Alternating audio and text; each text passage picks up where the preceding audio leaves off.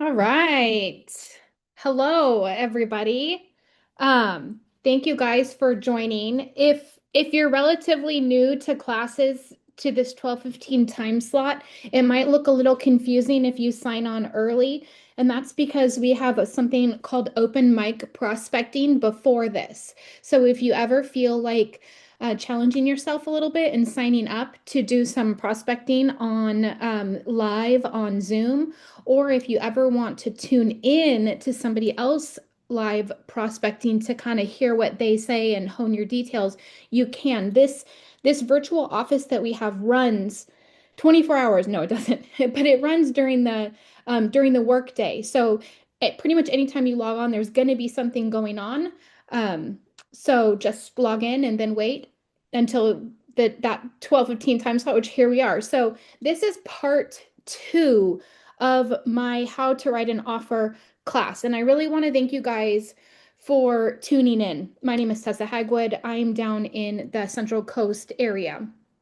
So, um, the reason that I wanted to do this class is because I suspect that there are some of us that are not getting offers accepted. So this can be frustrating, right? Because you've gone through, you have a buyer who's ready to go. They've been pre-approved and you're showing them properties and you're putting offers in and they're not getting accepted. And I have a suspicion in some cases that could be because you're not putting together a solid offer. So let's recap.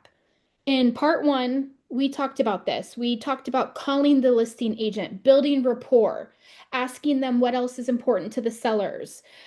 We talked about connecting with the lender, strategizing, making sure that the property that you want to put an offer in on works for the loan program your clients are doing. You've done a CMA. You know whether the property is priced. Is it priced aggressively? Is it priced high? You've done this. You know this, and you know whether or not you're competing. Are you up against anybody, or is this the only offer that's come in? And you know that you need to be mindful of the words you're saying. Remember, it's not my buyers, it's the buyers, the seller. It's not your clients, the sellers, right? Because words matter. So now you've done all that prep work. That was everything briefly that we covered in part one. Now we're ready to sit down and actually write the offer. And what I want you to do here, so I want you to take a deep breath. I want you to grab a glass of water and allow yourself some time to work through this offer. And I understand that maybe that sounds silly, but I'm serious. Mistakes happen when you don't slow down and allow yourself adequate time to accomplish the task at hand. The details matter here. And please, please remember, it's price and terms that get an offer accepted. It's not just the best price. Okay? So, with that, I will. Oh, it looks like I potentially. Here we go. I think we'd have this down by now. Share. Beautiful. So, you should see my screen. Let me move you guys back over here. Okay, here we are. And I don't know if you noticed or not, this is a little bit of an improvement from the last class. I enlarged my cursor and I made it blue, so hopefully it's going to be a little easier for you to see this as we go through. So here we are. I have a sample RPA pulled up. If this format on my screen looks a little bit different than what you're used to, it's because I use SkySlope forms and you might be accessing your forms through zip forms. That's okay if you do. I prefer SkySlope forms. I find it to be much more user friendly than zip forms. And because we use SkySlope for our transaction maintenance and we use the SkySlope checklist, what I love about forms is that it's all connected. So it definitely saves me time. I'm not going to go into how to add things to SkySlope forms. If you guys are curious about that, I would be happy to teach that class. But for now, I want to focus on the RPA. And I've got some notes and I have my screen. I'm going to be focused on what I'm doing. So I might not notice if you raise your hand, but I definitely want to hear your questions. So feel free to unmute yourself and ask me a question or raise your hand. I'll try and notice, but I won't get sidetracked. Go ahead and just ask. I want this to be interactive. So we have our purchase agreement pulled up. SkySlip forms just the same way with zip forms. It bundles the things that you need. So we've got that agency disclosure up front. And then we have our offer. So first things first.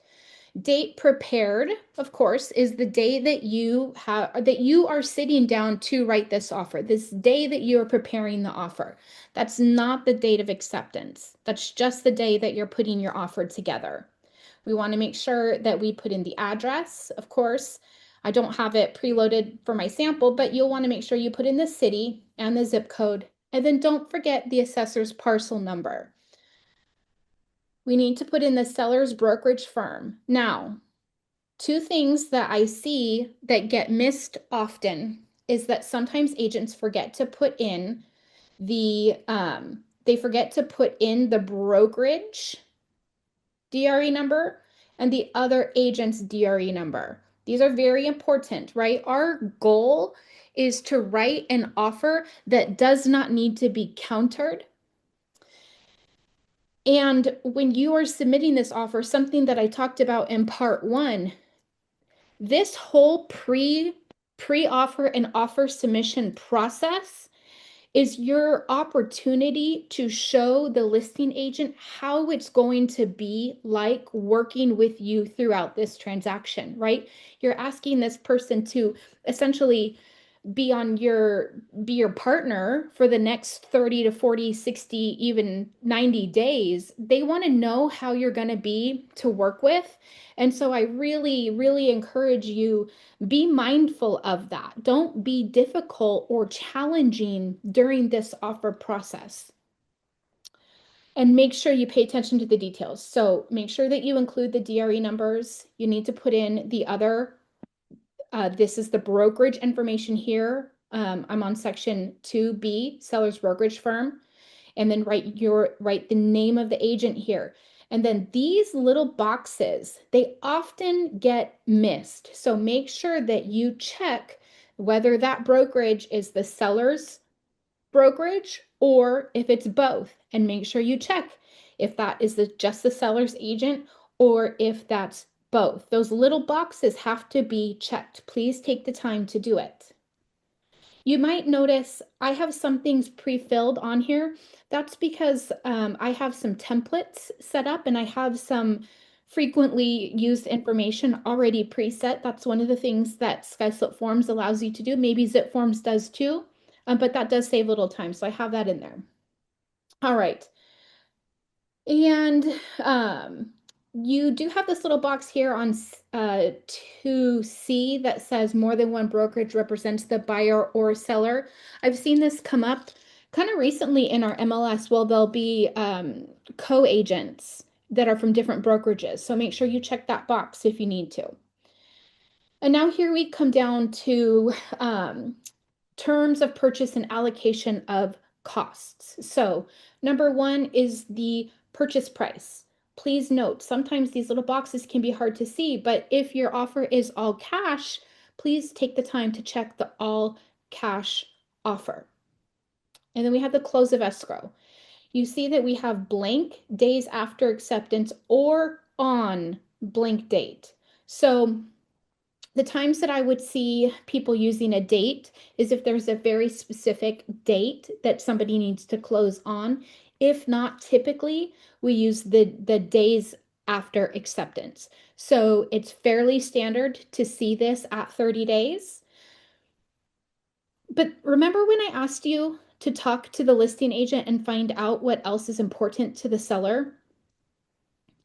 If the seller is in a position where they need a longer escrow, they need 45 days, for example, and your buyer would be fine with 45 days, but you don't ask that question. And so you go ahead and you put in 30 days. Now you've given something that needs to be countered.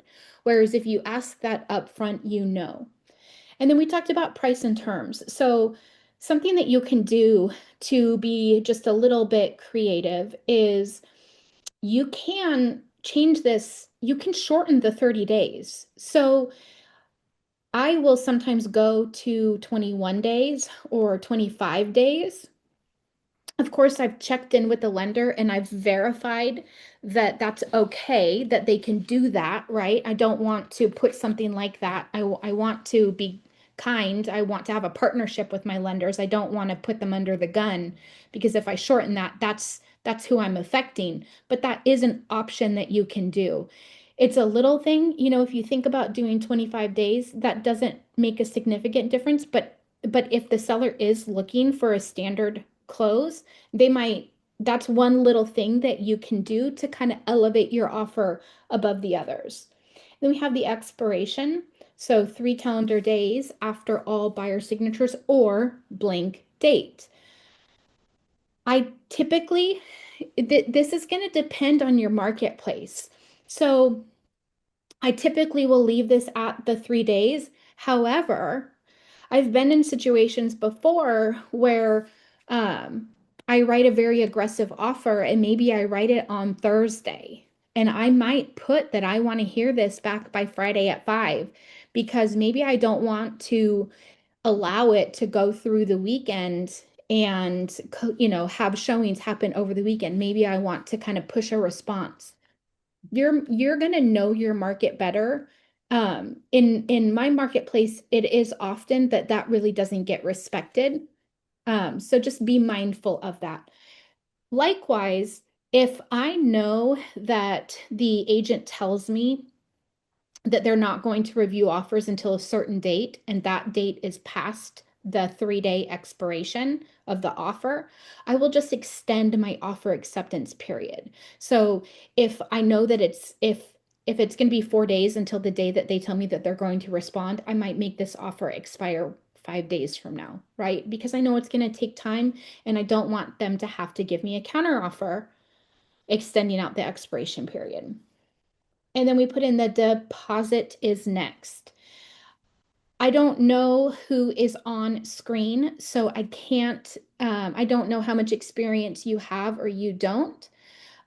So I'm just going to say that your deposit, typically you see deposits between 1 and 3% of the purchase price.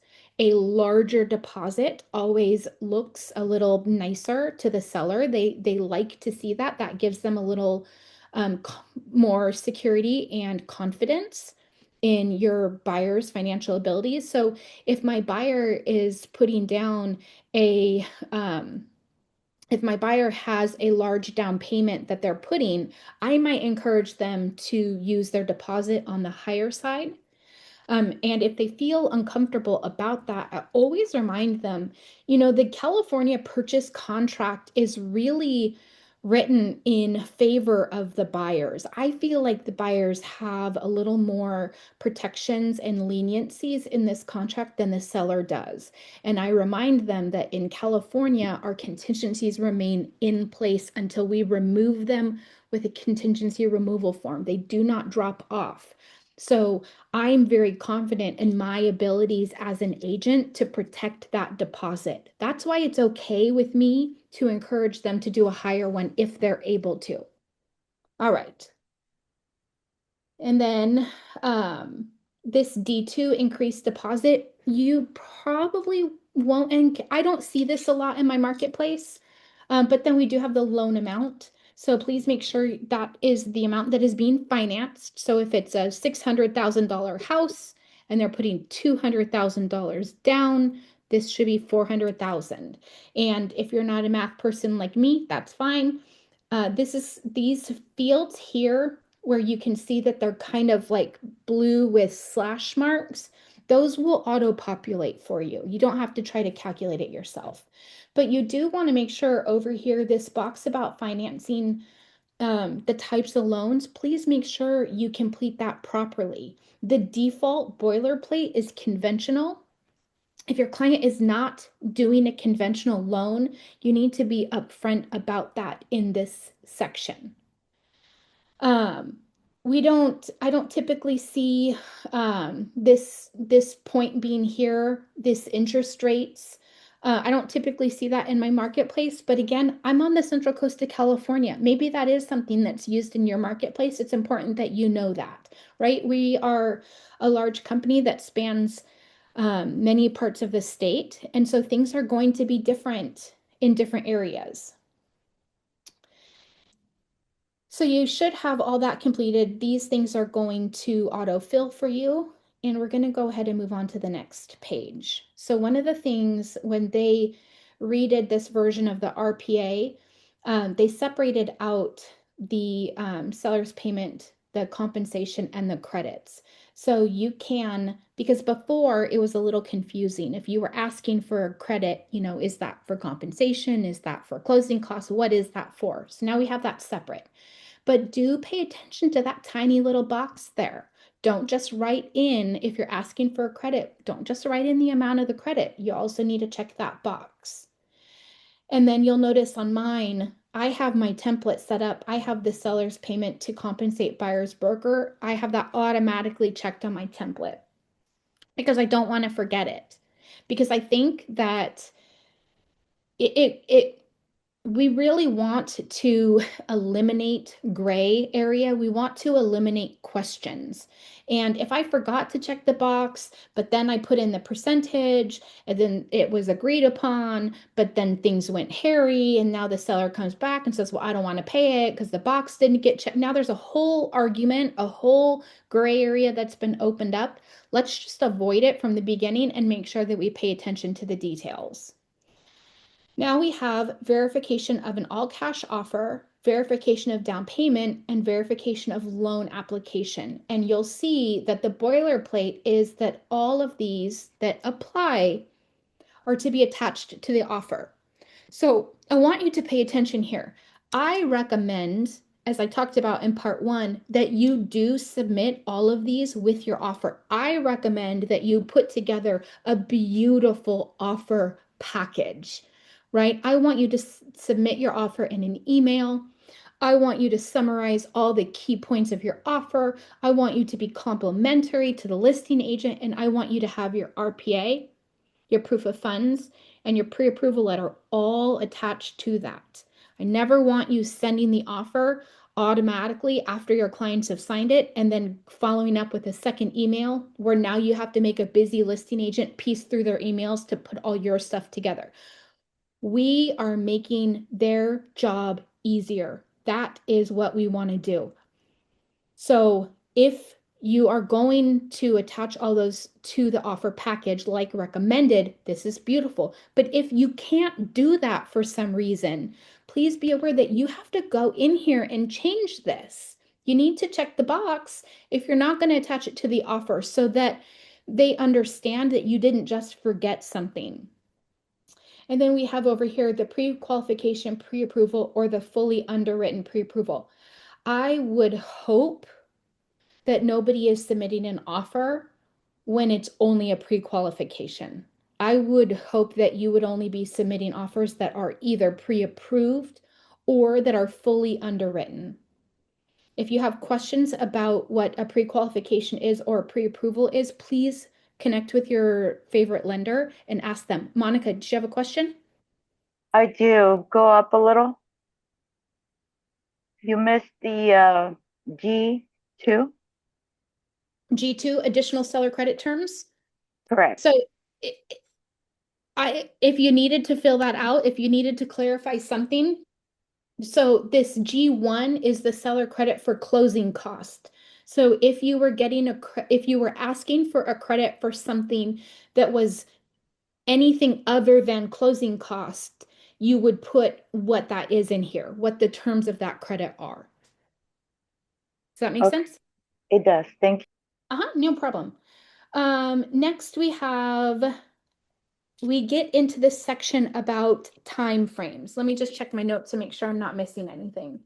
Perfect. Okay. Um, so we get to this section about time frames, and there's a few things here that I want us to be aware of.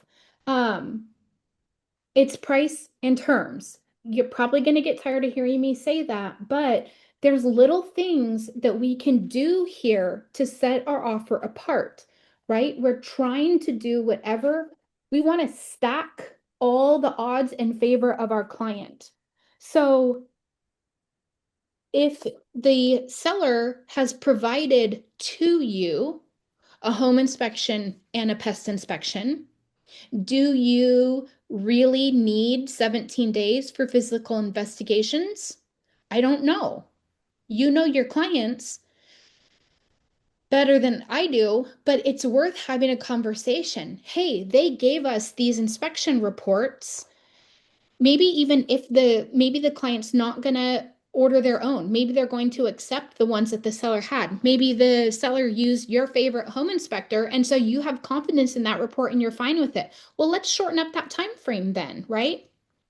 And I'm talking about this investigation of property, the 17 days. That's because that's our biggie contingency, right? That's our get out of jail free card. Anytime during that period, we can get out of this, no questions asked, we're good. So I don't want you to shorten that without an understanding of what that contingency is and why you might be shortening it. But I do want you to have a little security.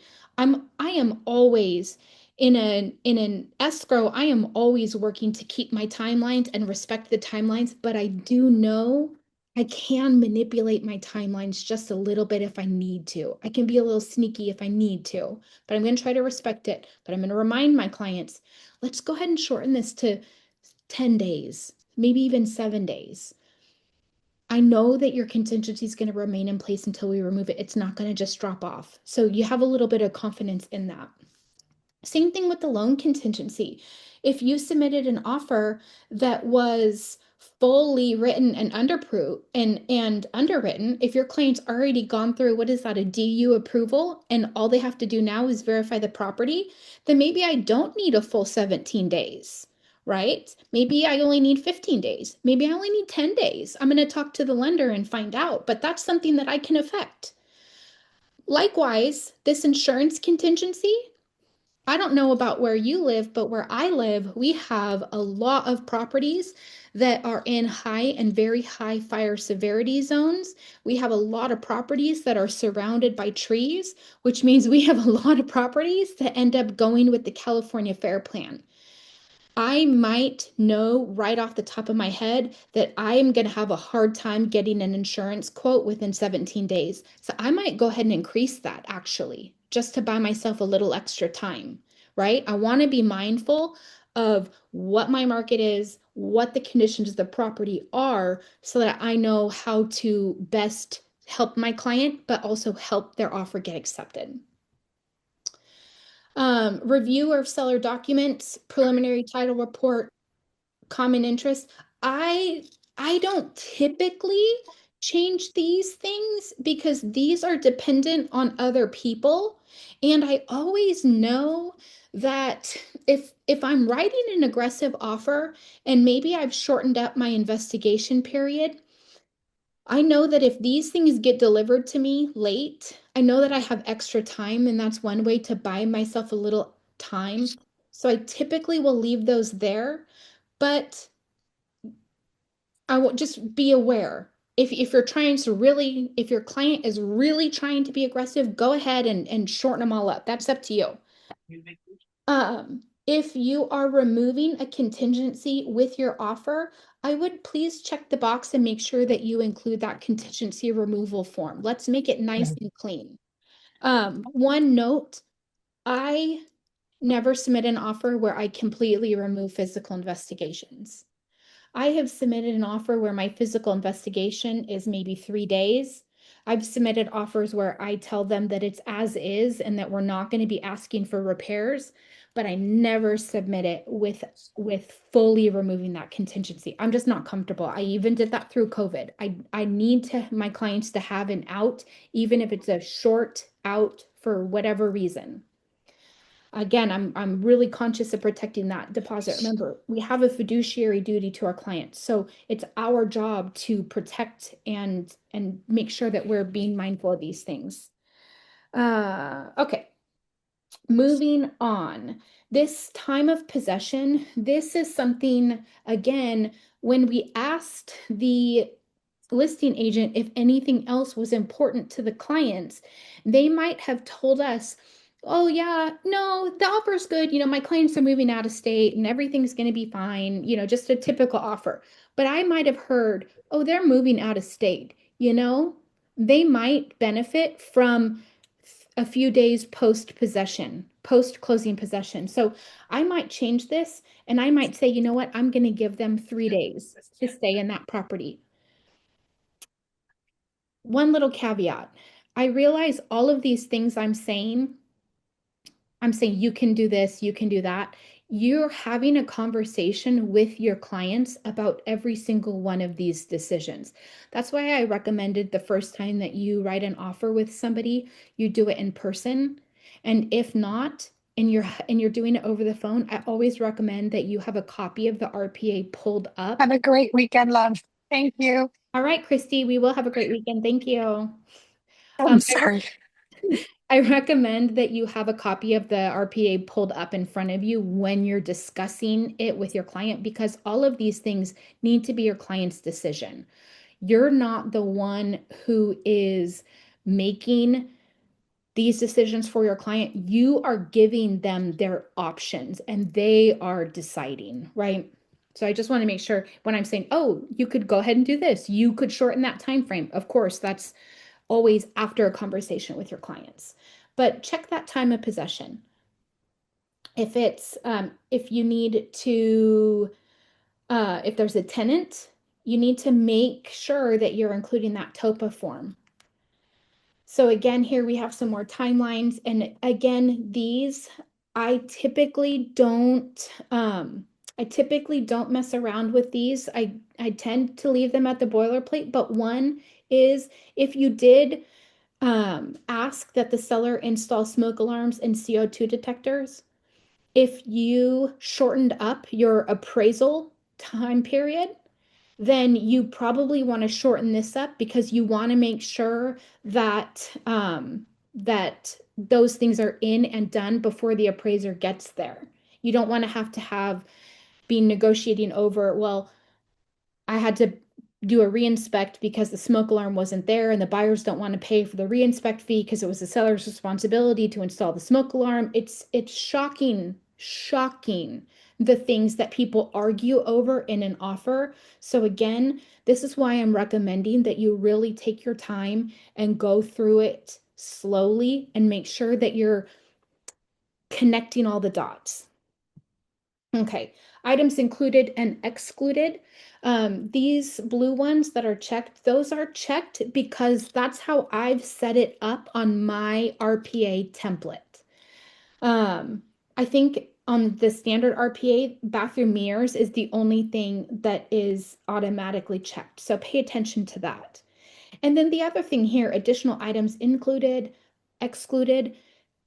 I don't want you to rely on what the MLS says it as included or excluded. If the MLS says that the washer and dryer are included, please verify that in the purchase contract. Please don't just rely on the MLS description. Likewise, if there's a hot tub that your clients absolutely do not want, make sure you say that it is excluded, that you do not want it to come. Pay attention to that section. Also, when we said ask know what else is important to the sellers. I think I hope I'm getting old, so I hope I didn't say this already in offer part one, but I was showing property and the seller was there and she was talking about having to rehome these cats and how sad she was to rehome the outside cats. And I talked to the buyers and they said, we don't care. And I said, well, let's say that the cats are included in the offer. And so under additional items included, we wrote 2 outside cats, just to kind of give the seller that little, like we knew that nobody said it, we just overheard, just to know that they've been heard and they just got such a chuckle out of that.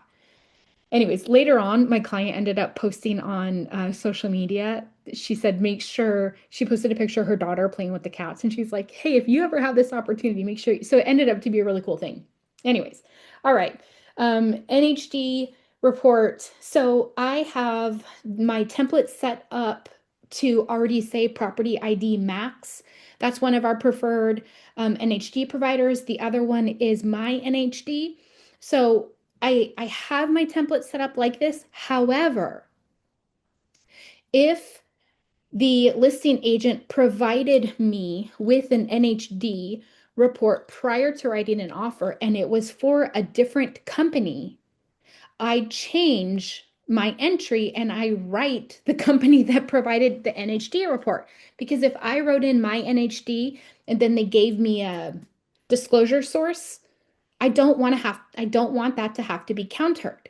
So I'm going to pay attention to what I received and I'm going to update that. Q2 wildfire. Um, one quick, this whole section Q is the allocation of costs. You really want to pay attention to this section. I guess maybe we should play a drinking time, how many times I say pay attention. But your goal in this offer is to hash out all of these important things, who's paying for what, because you don't want to have gone under contract and then be trying and miss one of these things and be trying to figure it out after the fact. So we really do want to be mindful. This Q2 optional wildfire disclosure report in my marketplace, I don't ask for that because it overcomplicates things. And remember that any Q2 and Q3, any report that I write in here, if my client is getting a loan, I am giving the lender access to that report. So I once had an I received an offer where the buyer's agent had wrote in home inspection report and they said seller to pay for it because we had provided them with the home inspection report up front. And I said, will you please, we don't want that in there. That doesn't make any sense to do. The seller's already paid for it. You don't need to clarify it in the offer. And we sure as heck don't want to give it to the lender. I mean, we love our lenders, but we don't want them to have our home inspections. The only time that I would make sure that I write it in is when I need to. So if I am submitting a VA loan and I know that I'm going to have a pest clearance, I will put in there that there's going to be a pest report. And I will also, in this other terms section, if I'm asking the seller to pay for that clearance, section 1 clearance or section 1 and 2, I will put that in here. I've had agents say, well, they'll be representing a buyer on a VA loan and they'll say, well, I asked for the pest report and I said that the seller was going to pay for it, but now the seller says that they don't want to pay for repairs. Well, yeah, because you didn't ask them to pay for repairs. You just asked them to pay for the report. So that's something to be aware of, what you're really asking for. And I believe you want to check in with your favorite lender because there's been some changes, I think, to VA loans. And I think now there's the ability for buyers to potentially pay, or there's a way for somebody besides the seller to pay for those pest repairs. So check in and get updated on that if you're in a marketplace where you do a lot of VA loans. A Q4, again, you can see I have the seller box checked by default. I never want to forget that one. I don't want to get stuck paying for smoke alarms and CO2 installation. So I have my template set up to just default check seller, and that is standard in my marketplace. So in this next section, again, if you're tired of hearing me say it, I'm sorry, but you really need to know your marketplace and you need to know what is common practice in your marketplace. This is a section where people can get hung up on this because sometimes clients will say, well, I just want to split the closing costs. I just want to split it down down the middle. And what they're not thinking about is it's typical that the Q7, the escrow fee, it's typical that that is split. But they probably actually don't want to split all the closing costs, right? Because that could end up paying, they might end up paying more because there's some things that are, typical for the seller to pay for. So we want to be really clear when it does come up on either end. I'll say this is typically a seller paid closing cost. Um, Q5, government required point of sale inspections and reports. This is a section that as time goes by, we have to be more and more aware of. I live in an area where I serve probably 5 to 6 different towns, and within those different towns, this section changes with every single town. If I am submitting an offer in Atascadero, I know that there's no government required point of sales or inspections. But if I'm submitting an offer in San Luis Obispo, I know that there is a low flow plumbing and low flow water fixture point of sale inspection. So I don't want to just automatically check the seller box by default, because if there's nothing there, then that's going to have to be countered out. But if there is something there, I want to make sure it gets paid for. So that one is very, very important to make sure that you know exactly what the rules are, where you are submitting an offer, what is required, where you are submitting an offer. And this is one of those reasons why, we recommend that you work in a marketplace that you're familiar with, right? Because you have a fiduciary duty to act in your client's best interest. And if you're submitting offers somewhere where you don't know, and you're not checking boxes that you should, well, you're not acting in the best interest of your client. And then Q6, just these are slightly different because this is a government required inspection or report, and this is the corrective action.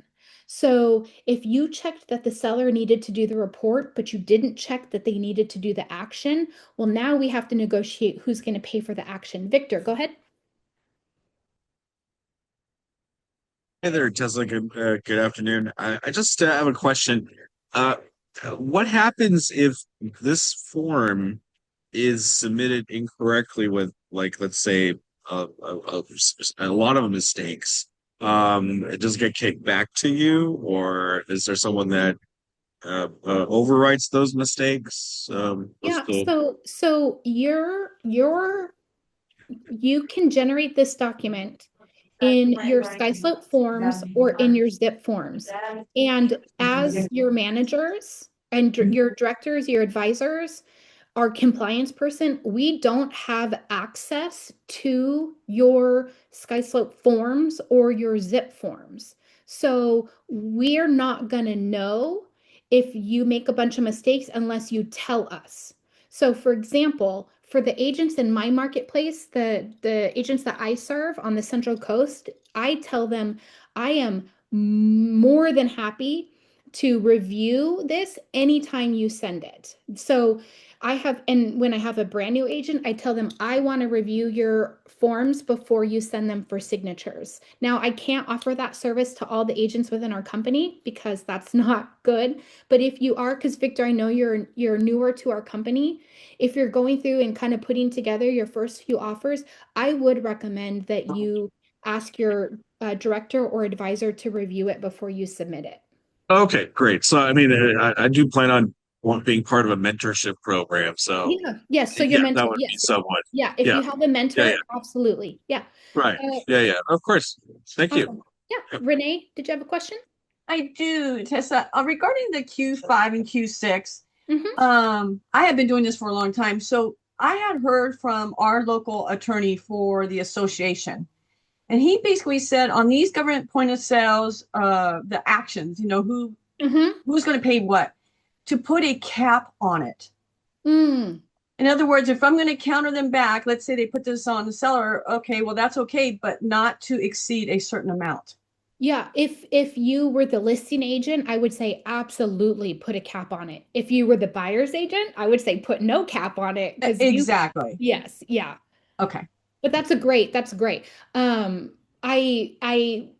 when I was early on, a co-agent, not co-agent, another agent in my company, she said yes to, it was not a VA offer. She said yes to section one repairs, but she didn't cap it. And she obligated her seller to $43,000 worth of deck That's what I'm work. trying to say is because let's Yeah, say you have a sewer lateral and the sewer yeah, lateral is $60,000. Well, yeah. you guys agreed to seller to pay for this. There's no getting out of that. Exactly, exactly. But if I'm the buyer, yeah, they're paying the whole Oh, okay. 60,000. If Exactly. I'm the listing, yeah. Yeah. Yeah, thanks for bringing Thank that up. you. Thank you. Yeah. So Q7 and Q8. So where in my marketplace, it's typical that we have escrow and title in the same company. In other marketplaces, they're different. So if your escrow company is different than your title company, make sure you specify the differences on this form. Now, I know we have our preferred escrow, and that's amazing. Um, on the buy side, my focus is getting my client's offer accepted. So if I and my marketplace is small, right? There's a relatively small number of agents that do a lot of the business where I live, and you do learn who their preferred escrow companies are. So I have an agent, Jamie Silvera, who does a lot of business in our area, and I know she wants fidelity every time. I'm not going to mess around. I'm just going to put fidelity, and if I know her favorite escrow officer, I'll even put their name in there. Again, it's a little thing, but I want my offer to be accepted. I don't want to be arguing over something like that. And I don't want something that has to be countered. Q10 and Q11, again, know your marketplace. Where I live, none of the cities where I live have a transfer tax. I don't know about where you work, so I can't answer that question for you. But if you don't know, get it clarified, because what I don't really want to see is when the box is checked and then over here it says if applicable. Because from the listing side, if I see that, I'm thinking that you don't know your area, right? I'm thinking that you should know whether or not there's a city or a county transfer tax. So get that locked down, whether or not your marketplace has those things. And then same thing with HOA.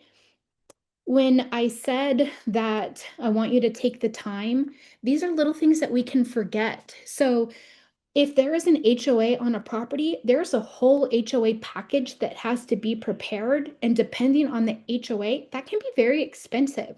And so if I don't lock in who's going to pay for that up front, I don't want to be in a position where I have to make my buyer pay for something that they didn't need to because I didn't fill out my offer right. And then down here to this home warranty section, you can see this little red bar right here. I have my default set for 13-month Crest Advantage because that works in conjunction with our E&O policy, and it gives sellers a little bit of extra protection and it gives the buyers an extra month. So I always want any home warranty that I order to be 13-month Crest. And that CRES is an acronym. I don't know what it stands for, but it's CRES. So I'll write in the amount, right? Because the cost of the home warranty depends on the square footage and what the property has, but I always want to make sure I'm ordering a CRES policy. Now, very, very rarely do I check the box that says buyer waives the home warranty plan. Almost always, I'm either putting buyer or I want there to be a home warranty. I had a property very, very early on in my career. I think it was actually like my second deal where I said that the buyers were going to buy a home warranty. And then, right as we were getting ready to close, they got their estimated statement from escrow and they saw the fee for the home warranty. And they were like, "What's that?" And I said, "Oh, that's your home warranty. That's the cost of your home warranty. That's like an insurance policy. You know, it's good for a year. Typically, if something's going to break in your house, it's going to break within that first year. And, you know, this home warranty covers it. And they said, we don't want to pay for that. And I said, okay. And so we did an addendum. We got it off the contract. They didn't pay for it. Shit you not. Like 2 months after they closed, they called me. Their HVAC system had gone out. She's like, what do we do? And I was like, oh, the home warranty. And I was like, wah, wah. They opted not to buy the home warranty. And it was such a headache. So I made a personal decision for my business. I don't want to be in that situation again. I want them to have a home warranty. So if if the seller won't pay for it and if the buyer doesn't want to pay for it, I will take the cost of the home warranty out of my commission. I will give it as my gift to the clients. I'm not telling you that you have to do that. You are an independent contractor, you make your own decisions.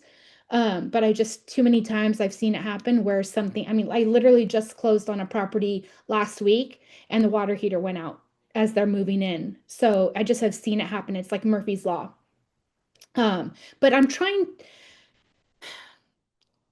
when we say price and terms, if I'm submitting a low ball offer, if I'm submitting an offer that is under asking price, typically I'm going to try to get my buyer to pay for the home warranty because I'm already negotiating with the seller up front on the purchase price. I don't necessarily want them to be feeling like I'm hitting them again, like, oh, take less and buy this too. Again, that's a strategy, right? And you have to figure it out because it's going to be different for every single client. Every buyer is in a different position. Some buyers are maxing all their money just to even get this property. So to then try to pay several $100s for a home warranty, maybe they just can't do it. But again, strategize. And to Victor's previous point, I know that your directors and your advisors, we are more than happy to strategize an offer with you. So if you call us and you say, hey, I'm trying to put this offer together, here's what I'm thinking, we'll run down scenarios with you. We have lots of transaction experience, and so we might know some things that you don't. Plus we see we see other people's accepted offers, so we know what's working and what's not working. So don't be afraid to get help. You're not in it alone, or your mentor if you have a mentor. There's that other terms section. So this can be a section that gets overlooked. So sometimes if I'm trying to be a little sneaky and I'm trying to get something in there, I might put it in that other terms. But you do you. Now, if I was doing something like, if my buyer was doing a 1031 exchange, I would make a note of that here. Something else, if it's very competitive and my client is not intending on submitting a repair request in this section, I might say, something like buyer intends to purchase property in as is present condition, something like that. But that's it. Anything else that didn't come up in the previous allocation of costs, you want to make a note of it here. Now, I want you to be really aware of the fact that you are not a lawyer. So be really careful if you're starting to try to write clauses into this. You don't want to be working outside of your expertise. You really want to get some help. So if you're trying to do something, kind of craft some clause to add to the contract, I wouldn't ask ChatGPT. I would talk to your advisor, your director, and really get some advice on that before you do that. And then sometimes, we can kind of go through that grid and we think, okay, like offer is good. We handled it all. But I don't want you to forget about this section number 4. So if there's anything else that you have to make a part of your contract, this is where you need to do it. So in my marketplace, septics, wells, and propane tanks are very common. So I make sure that I'm checking this box and I'm adding in the SWPI so that I can then negotiate who's going to pay for the well test, what about the propane that's in the propane tank? Do I want that for my buyers? Do they have to pay for it? Are the corners of the property marked? Or does that need to be done? All those things are negotiated on that septic well, property monument, and propane addendum. So I want to make sure I include that if I need to. Likewise, if it's an exchange, if the buyers are doing a 1031 exchange, I'm going to check this box and I'm going to bring in my buyer exchange addendum. Or if I know that the seller told, if the listing agent tells me that the seller is selling this as part of a 1031 exchange, I have that knowledge. I can go ahead and check the box. I'm not going to do the seller's exchange addendum, but I'm going to check the box that I know that addendum is going to be incorporated into this. So just be mindful of this section. If there's tenants in there, you need to include the TOPA, right? Should be checked whether current tenants will remain or not. So don't be thinking, oh, well, the tenants are going to leave. I don't need the TOPA. You still need the TOPA form. So just be aware of this section and bring in anything that you need to bring in. All right. Now we're going to scroll down. And the last point that I really want you to be aware of, and because I know we're getting low on our time, is all of these. As I'm scrolling through this, I'm realizing there might be new agents in this. So let me tell you this real quick. Sorry, I'm not trying to make you seasick. All of these references, paragraph number, tie in down here. So if you want more clarification on something, like for example, the physical investigation period, that's 8C and Q, paragraph 8C and Q. So I can come down to 8A, B, C, and I can read about it.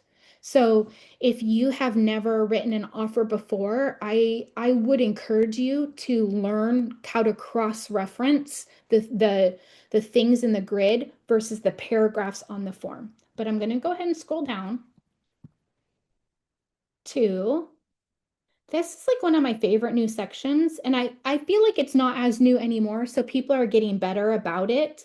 But it's this entity buyer and entity seller section. So if you have buyers that are purchasing in an LLC or in a trust, or if there's a power of attorney, you can fill out this entity buyer section. And if you fill this out, you don't have to do the RCSD, which is amazing because every year our contract gets longer and longer and longer, and there's more and more and more pages. So if there's some little boxes and something that I can fill out, so it's one less form I have to do, you bet I'm going to do it. So make sure if you've got entity buyers that you fill this section out. Likewise, if the seller was an entity seller, if they told you about that, you can get the clarification. Hey, what's the name of the trust for when I write up the offer? You can put that in there. The last, okay, don't need an RCSC. Beautiful. Okay, so the last thing I'm going to say, and then I'm going to open it up to a few questions, is when a counter comes back, remember, so long as we're going back and forth, when I submit the offer, they've got 3 days. I get a counter, there's 3 days. I respond with a buyer's counter offer, there's 3 days. All during that time period, this property is open to other offers. And so if I get something back and the counter offer is fine, except for like one little thing that's like kind of not that big of a deal, sometimes I will accept the offer and then I will include accept the counter, and then I'll include an addendum to clarify that last little thing. That's a little bit risky because you do have to know it's possible that it might not get signed. But that's one way, because if I close that and I sign that counter, now it's closed. I'm under contract, because my focus is always getting under contract, because once I'm under contract, now we have the property, I have a layer of protection. I can get a little different with my negotiations. But if I never get under contract, I never get to that point. So I know that was a lot of information. We've got a few, we're a little bit over, but if I'll open it up for maybe 5 minutes or so. Does anybody have any questions or anything I didn't cover? Feel free.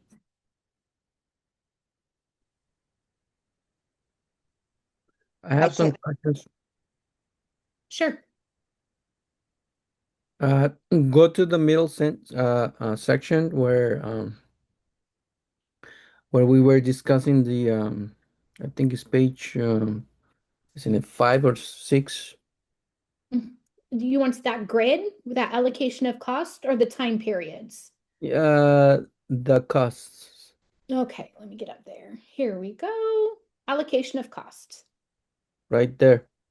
I'm not very sure about the. Let me see here. Go a little bit lower.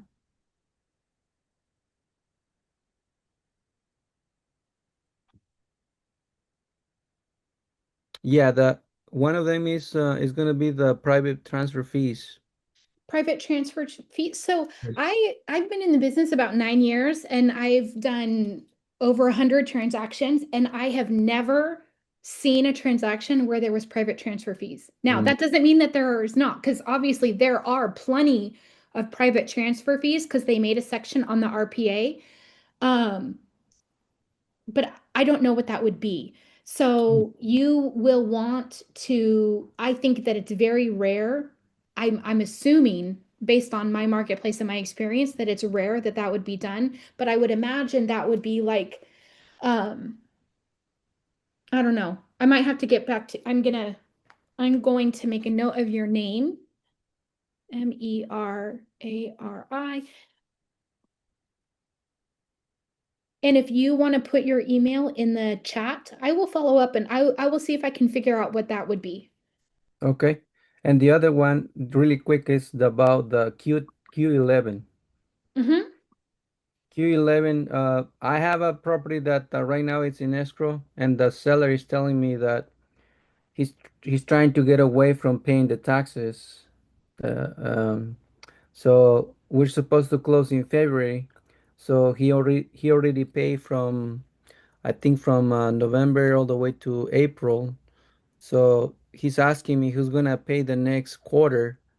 So I'm not Yeah. sure how to answer that. Yeah, so that I would default to escrow because I think that what you're talking about is paying the property taxes, and this transfer tax is a different Ah, is a okay, different thing. okay, It's my understanding that escrow will prorate those taxes during that escrow process. They'll make it so that if the seller needs a little bit of a refund, he gets it, and if the buyer has to pay, they'll do that. So I would clarify that with your escrow officer. okay. Yeah. Perfect. So if we want to know what is this about, you already show us that Q11, we go to all the way down to where we can get a Ex- better explanation of it. Exactly. Yep. So down here, it's going to give a reference to those transfer taxes. So you can kind of find it, but I'm not going to go through right now. I know. But yeah, I'll take care of it. Thank you. yeah, yeah. Oh, sure. Look at this. Amazing Shirley is giving us a private transfer fee. My understanding is that if a developer places a fee on each transfer of land. Beautiful. Thank you, Mhm. Shirley. Okay. Any, how do I get myself out of this? Sure. Okay. Any last questions?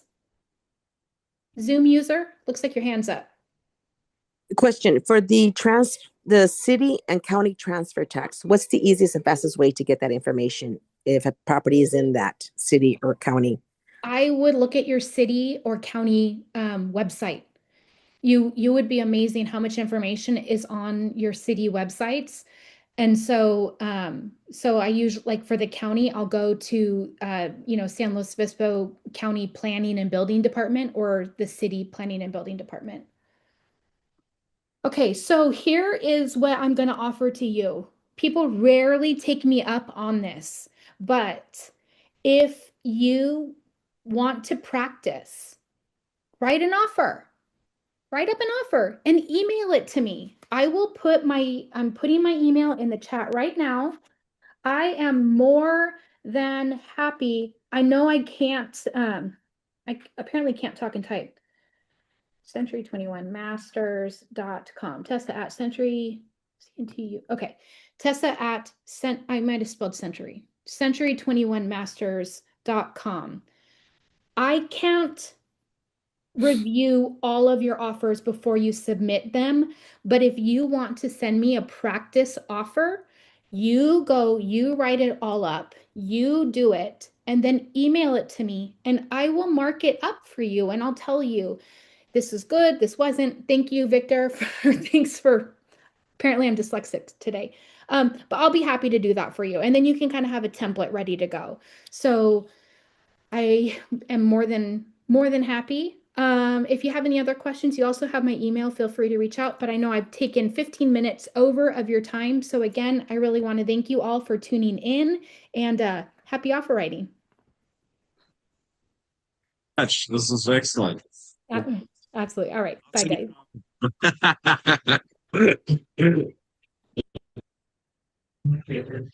Thank you very much, Tessa.